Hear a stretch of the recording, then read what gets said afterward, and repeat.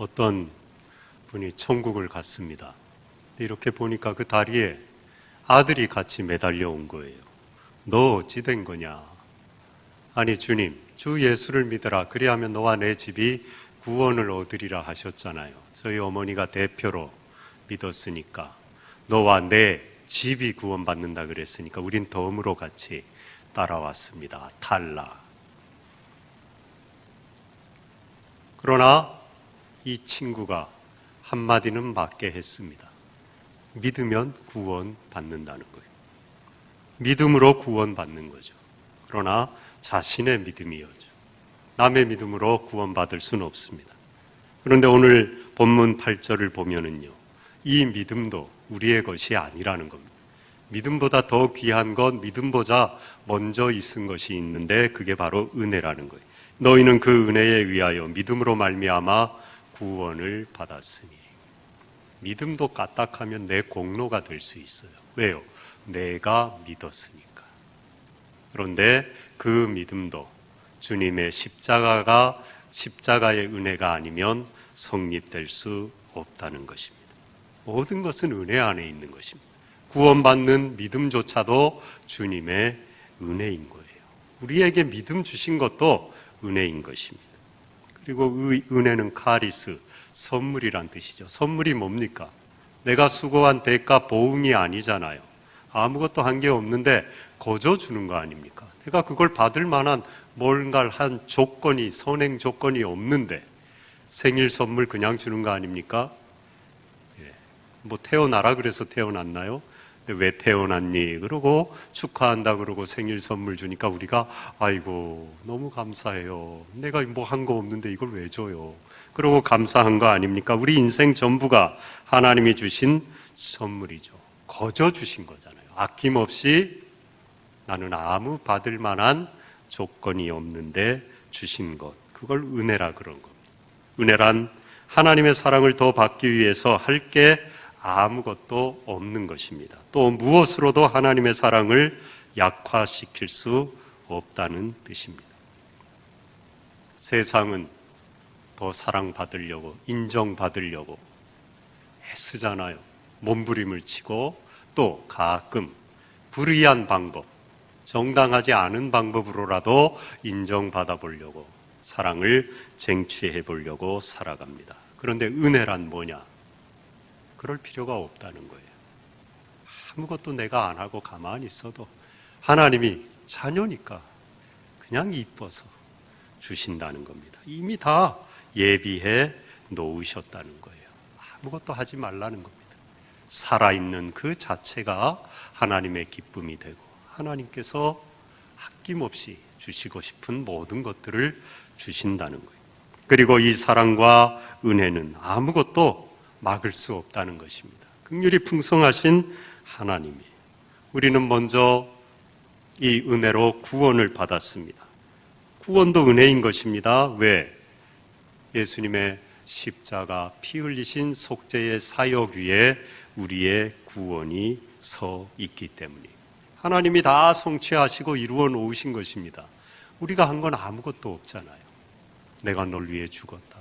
널 위해 부활했다. 나를 믿기만 해라. 여러분, 믿는 건 수고가 아닙니다. 노력이 아닙니다. 그냥 받아들이는 것입니다. 생일 선물 받는 게 노력입니까? 그냥 받아들이는 거잖아요. 그것이 믿음이요 은혜인 것입니다. 우리는 다 이렇게 은혜로 구원을 받았는데, 정작 구원은 은혜로 받아놓고 신앙생활할 때는 노력으로, 다시 율법으로 돌아가서 신앙생활하고, 하나님께 신앙생활도 잘 보이려고, 교우들에게도 인정받으려고 하는 경우가 많이 있습니다. 여전히 세상의 논리에 지배되어서 뭔가 받을 만한 응당한 수고를 해야만 그 대가를 받을 수 있다는, 공짜는 없다는 이 세상의 논리에 지배당해서 신앙생활도 그렇게 하는 경우가 있더라는 것입니다. 구원은 천국 가는 것, 십자가의 은혜로 죄사함 받은 것만이 아니라 지금 살아가는 이 현재적 삶도 그 은혜 가운데 거하는 거예요. 세상의 보응의 논리가 아니라 은혜의 논리, 거저 주시는, 무조건 괜찮다고 하시는 하나님의 긍휼에 기대어 살아가는 그 은혜의 논리에 지배받는 삶인 것입니다. 괜찮아의 세상에 사는 겁니다. 세상엔 안 괜찮은 게 참 많잖아요. 이래서 안 괜찮고 저래서 덜 괜찮고 그냥 괜찮고 싶지 않고 그래서 또 안 괜찮고. 그런데 은혜의 지배를 받는 삶은 괜찮아. 그래서 전철간에 누가 모르고 발을 밟더라도 아이고 내가 발을 밀어넣어 죄송합니다. 괜찮습니다. 예? 남편도 아내에게 좀 밥알갱이보다 돌알갱이가 더 많아도 내 이빨 단련시키려고 이렇게 돌알갱이를 넣어주셔서 감사합니다. 괜찮습니다. 고소합니다. 남편이 좀 늦으면 왜 늦었냐고 닥달하지 말고 들어와 주신 것만도 감사합니다. 괜찮습니다. 자녀가 속 썩어도 내 새끼인 것만 해도 감사하다. 괜찮습니다. 옆에 분들하고 한번 인사해 보시죠. 괜찮습니다. 근데 이런 분들이 괜찮다 그랬지. 아, 글쎄 괜찮다니까 몇 번이나 말을 해야 돼. 괜찮다 그랬잖아. 이거 괜찮은 겁니까? 안 괜찮은 거죠. 끝이 잦아들어야 돼. 괜찮아. 괜찮습니다. 우리 교회 다 괜찮은 줄로 믿습니다. 여러분의 가정 다 괜찮은 줄로 믿습니다. 예배 시간에 마스크 벗는 것만 안 괜찮아요. 나머진 다 괜찮아요. 어떻게 우리가 이 은혜 안에, 이 각박한 세상에 바보도 아니고 이렇게 무조건 괜찮아, 괜찮습니다 하는 세상에 살 수 있습니까? 오늘 말씀하죠. 그리스도와 연합하라. 5절에 그리스도와 함께 살리셨고 6절에 함께 일으키셨고 하반절에 함께 하늘에 앉히셨다. 그리스도와 연합했다는 것입니다. 함께. 우리는 십자가에 주님과 함께 죽고 주님과 함께 살고 주님과 함께 하늘에 앉아서 은혜의 세상 가운데 살아간다는 거예요. 먼저 주님과 함께 죽어야죠. 우리가 예수님과 함께 십자가에 못 박혀 죽을 때만이 은혜의 삶이 가능한 것입니다. 먼저 십자가에 우리가 못이 박혀야 돼요. 손양원 목사님 여수 애양원 참 사랑의 원자탄 성자라고 모두가 존경하는 위대한 정말 순교하신 목사님이죠. 그 후임자로 이광일 목사님이란 분이 그 애양원 교회를 오랜 동안 담임하다가 천국을 가셨어요. 어느 목사님이 그분이 살아계실 때 이광일 목사님 그 교회를 방문해서 설교를 듣게 되었습니다. 제가 이 교회 부임한 지 30년이 지났습니다. 제 평생에 저의 선임 목사님이신 손양원 목사님을 닮는 게 저의 유일한 꿈이었습니다. 그런데 저는 그분의 발치도 미치지 못합니다. 그렇게 설교를 하는 거예요. 이 목사님이 그 이광일 목사님의 설교를 듣고 너무 궁금했습니다. 뭐 귀로야 다 듣고 책 읽어 알죠. 그런데 그 손양원 목사님이 목회하실 때 그 나병 환자의 피고름을 입으로 빨아내서 뱉어내는 그 사랑의 목사님이 어떤 분이었는지 그때만 해도 많이 살아계셨으니까 그 노성도들에게 물었습니다. 손양원이라는 이름을 듣자마자 그들의 눈에 눈물이 맺히고 이슬이 맺히고 눈시울이 붉어지는 겁니다. 예. 그땐 전도사였죠. 전도사님은 틈만 나면 일주일씩 금식을 하셨습니다. 통곡하며 무릎을 꿇고 그렇게 기도를 하셨습니다. 이 전라도잖아요. 여수 웜에 우리 전도사님 나병 들었는갑네. 어째였을까이? 그러고 걱정을 했다는 거예요. 근데 그게 아니에요. 보니까 궁금해서 물었습니다. 전도사님 우리랑 같은 병이 혹시 들었는가요? 아니요. 차라리 그 병이 들었으면 좋겠습니다. 아니 그러면 무슨 더 큰 일이 생긴 건가요? 예, 내가 아직도 살아 있어서요. 네? 이게 무슨 말이냐는 거예요. 날만 새면 시퍼렇게 살아나는 내 자아 때문에 내가 그걸 죽이느라고 금식하며 울며 기도하고 있습니다. 교회 부흥도 아니고요, 자기 영광도 아니고, 나병 환자 고쳐달라고 기도하셨겠죠. 그게 아니고요, 세상에 날마다 살아나는 자기가 죽으려고 틈만 나면 일주일씩 금식하며 기도했다는 것. 저를 위해 기도해 주세요. 사랑해야지, 베풀어야지. 그래서 사랑의 원자탄이 되셨습니까? 그리스도와 함께 십자가에 죽기를 꿈꾸니까 은혜의 삶이 되더라는 거예요.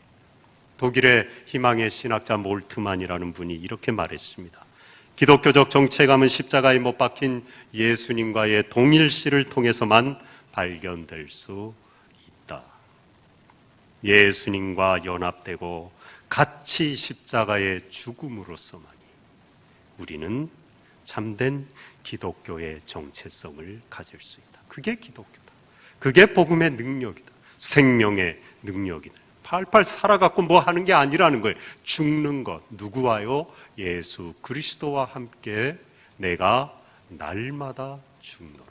그럴 때 우리는 주님과 함께 살고 은혜의 삶이 된다는 것입니다. 로마서 6장 6절에 우리가 알거니와 우리의 옛사람이 예수와 함께 십자가에 못 박힌 것은 죄의 몸이 죽어 다시는 우리가 죄에게 종노릇하지 아니하려 함이니. 예수님과 함께 십자가에 죽었다는 것입니다. 그럴 때 우리는 부활의 생명의 능력을 맛보는 삶이 되는 것입니다. 그리고 살아야 되잖아요. 그리스도와 연합되고 그리스도와 함께 살아야 된다는 거예요. 아까도 우리가 살펴봤지만 5절에 그리스도와 함께 살리셨고 6절에 함께 일으키셨고 하반절에 함께 하늘에 앉히시니. 우리는 사는 것도 내 혼자 사는 게 아니고 내 맘대로 사는 게 아니고 날 위하여 죽고 다시 사신 예수님이 내 안에 사는 것이라는 겁니다. 그분과 함께 연합해서 살아가는 거라는 거예요.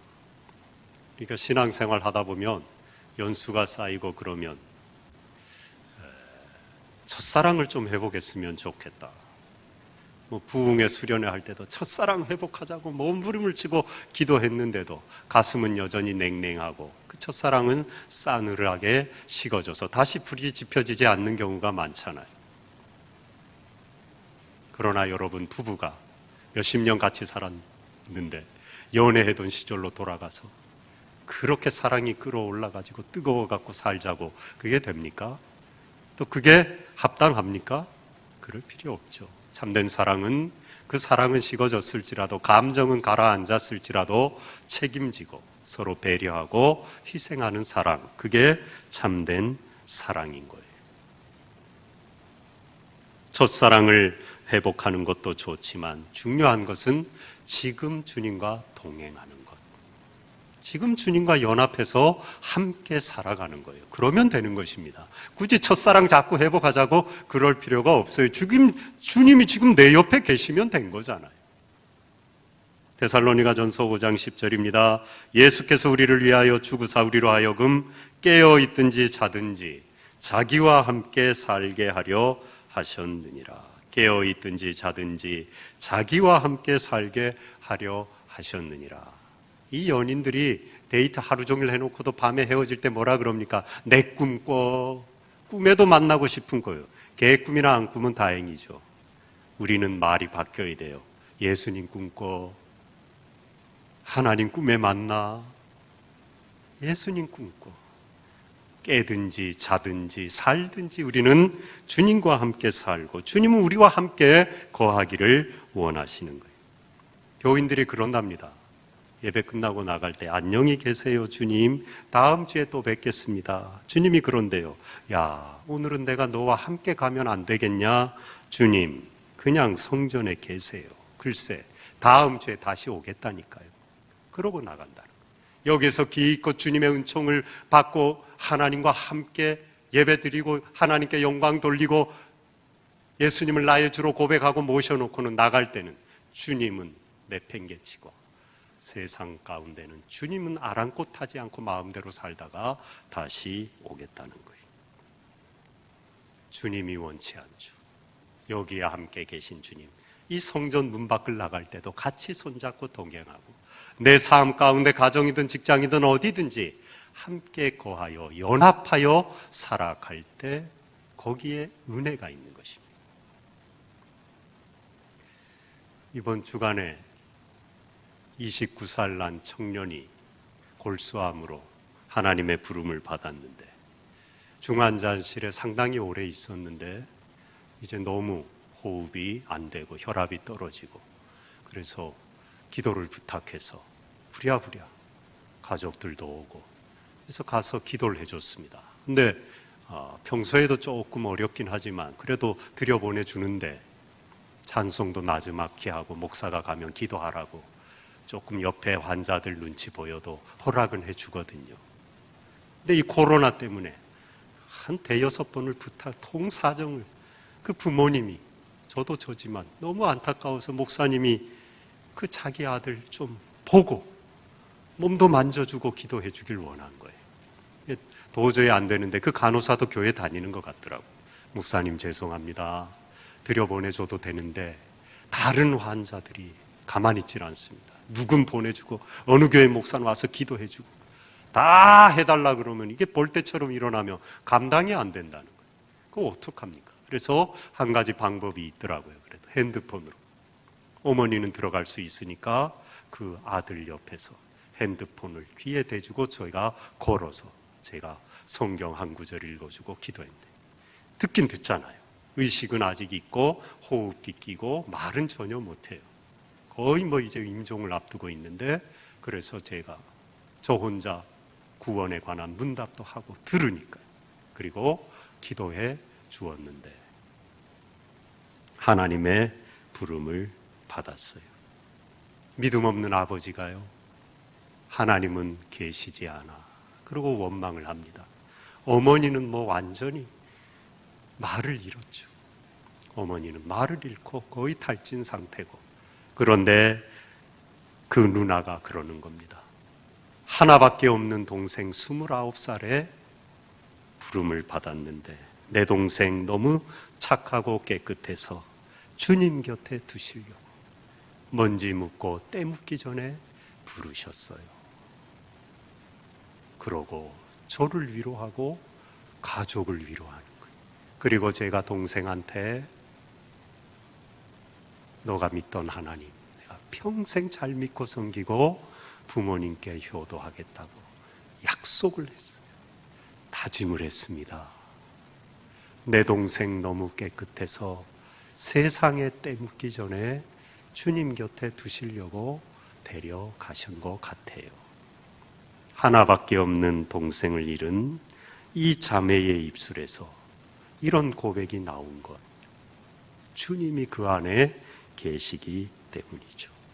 힘든 중에도 오히려 가족을 다른 사람들을 위로하는 것, 그 안에 천국의 소망이 있기 때문입니다. 우리에게 천국을 허락하신 주님의 십자가의 은혜가 그 안에 있으니까 그런 고백을 하게 되는 것입니다. 세상은 우리에게 호락호락하지 않잖아요. 적대적일 때가 많습니다. 막아설 때가 많아요. 내 주위에 힘든 사람들 언제나 있습니다. 그럴 때 우리는 세상의 논리에 지배당하고 어떻게 하든지 내 힘으로 그걸 해결해보고 인정받아보고 내가 더 잘해갖고 이 세상의 평가를 받아보려는, 이 세상의 가치 판단의 기준에 나를 맞추려고 그렇게 억압의 논리에 지배되어 살아갈 때가 얼마나 많은지 모릅니다. 예수님은 십자가에 공연히 죽으신 것이 아니고 우리를 거기에서 건져내어서 괜찮다고 하시는, 지금 그대로 용납하시고 그 풍성한 긍휼로 우리를 구원하시는 그 은혜의 세계로 우리를 초대하신 거예요. 자랑할 게 아무것도 없는, 자랑할 필요가 없는 예수님이 다 이루신. 그래서 10절 말씀처럼 선한 일을 위하여 지으심을 받은 자니, 하나님의 자녀된 우리가 사명 감당하고 선한 일을 하는 것조차도 내 힘과 내 노력이 아니라 주님이 주신 은혜로 감당하는 이 은혜의 세계를 주장하고 선포하며 살게 하신 것입니다. 여러분, 그리스도인들이 왜 세상에 나가 승리하지 못하고 하나님께 영광 돌린다고 하면서도 주눅들어 살아갑니까? 구원은 은혜로 받았는데, 믿음으로 거저 받았는데, 사는 방식은 여전히 세상의 보응에 내가 한 대로 갚아준다는, 세상은 공짜는 없다는 이 논리 가운데 아득바득 살아가기 때문이에요.